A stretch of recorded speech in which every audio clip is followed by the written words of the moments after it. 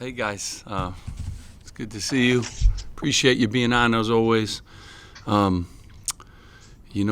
quick turnaround game, and I want to thank Greg Herenda, and FDU for going through all the protocol that we make our visiting teams go through, and I really appreciate how they cooperated. And I love him as a coach. I think he's one of the best coaches around, and has done a great job with that program. They have the Player of the Year in the league, and I knew coming in this would be real tough. Jenkins can play, and I thought Jacob Young did a really good job. Montez Garden is a real crafty guard. I think he's got 1,300 points already. So I thought, obviously a lot of things that we need to work on, but some good things, second half especially, where we rebounded the ball well and got the ball up the floor and played better defense in stretches.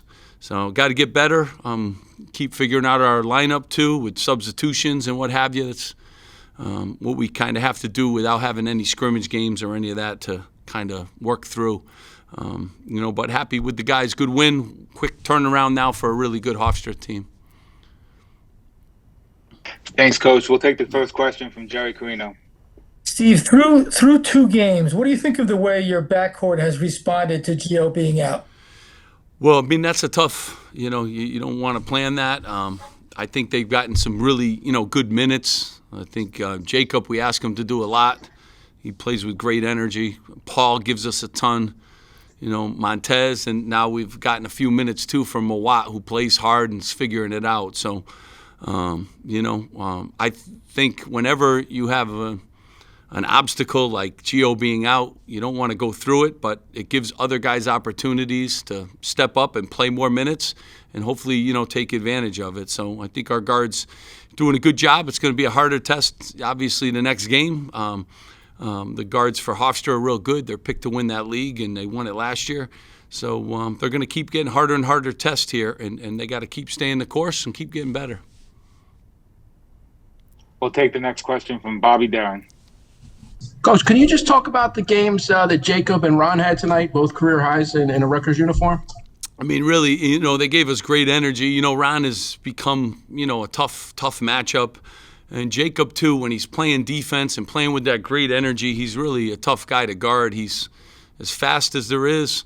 But I really like, what he's doing, on the defensive end. So I'm real pleased. He's, put a lot of time in. You obviously see his improvements. And he's guarding guys too, and he's guarding them 94 feet. Ron, obviously, we need that from Ron every night.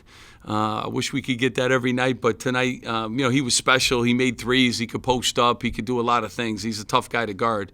And so we need that, especially without Gio being in uniform. We'll take the next question from Richie Schneiderite. Coach, everyone wants to talk about Harper and Young's game, but what can you say about Montez Mathis' game? I think it was 15, 4, 3, and even 3 steals also. I will tell you, too, and I loved it in the second half. I challenged him at halftime I thought he played tremendous defense in the second half, really made it hard, on Jenkins. And Rush is a good guard, too, and he can really score. But I thought Montez did a really good job of kind of settling down on that end of the floor and giving us some really good minutes. But, he's a good defender. He's a veteran guy. I trust Montez. He had a really good offseason, too. He's in great shape, too, conditioning-wise during this pandemic. Did a good job with his body. And, we need him to continue to keep growing, too. He's a better shooter this year. He's a better ball handler. So excited about him and need him to be really good. We'll take one from Aaron Brightman and then go back to Jerry. Hey, Coach. Wanted to ask about Moab's games, get some positive moments in the game, and also just a challenge for you, like you talked about, no scrimmages, just knowing what you have with the freshmen and being able to get them spots like you did tonight. Yeah, well, I tell you what, it's just been a bizarre preseason. Nothing. No rhythm to it, no referees. We fouled way too much. I've been saying that in practice. Tonight we fouled way too much. But Mawat keeps growing. He's like one of those guys. He just keeps plugging away. He's early in the gym.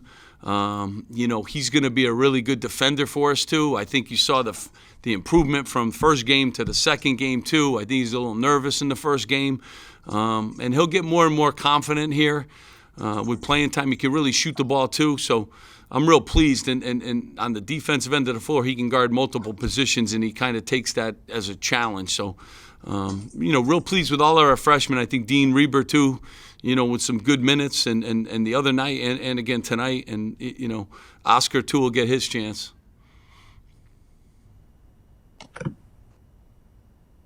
Go ahead, Jerry. Steve, what can you tell us about Gio now? How has his ankle responded to treatment? Where is he at compared to where he was 2 nights ago? Yeah, I mean, he's in a boot now, so he was in the crutches the other day, so now it's a boot. Not a whole lot to report. He's not going to play anytime soon. And, we just got to keep him in Rich's room there, the training room, get as much treatment as he can. But, the boot will be on for a little bit here. Okay, thanks. Thank you. We can go to Jaden Daly with the next question. Jaden, if you can unmute and go ahead. Steve, how satisfied were you with the ball control in the second half? 10 turnovers in the first and then only 3 after that. What can you take away from handling the ball and responding a lot better to sharing it and overcoming we were a defensive effort? Yeah, we were a little sloppy today, obviously. We did a much better job the other day of sharing the game. The ball never stuck the other night. It got moved around pretty good. Today, in the first half, we really kind of didn't do a great job in that area. Obviously, 10 turnovers, way too many. This is a 7-8 turnover game. So we got to do a better job, of handling the ball, making great decisions, and again, we'll continue to improve. But I love the second half. I thought our defense was better. I thought we rebounded better, and I thought we took care of the ball better. So improvement in the second half, and that's a good sign, and we need it to happen to beat a good Hofstra team coming up. We'll take a question from Matt Sugan. Yeah, Steve, last year you guys were without Gio for I think it was like 6 or 7 games. How does that prepare you for however long the stretch here is going to be? Well, I mean, that was kind of in the middle of the season after we had kind of been through some things. Caleb McConnell's a big loss too, and Gio. So to lose 2 veteran players like that play multiple positions, it's just challenging. But, it's all about obstacles, and it's all about how you navigate them as a program, as a team. No one's always healthy. No one's ever healthy. They're always got something going on.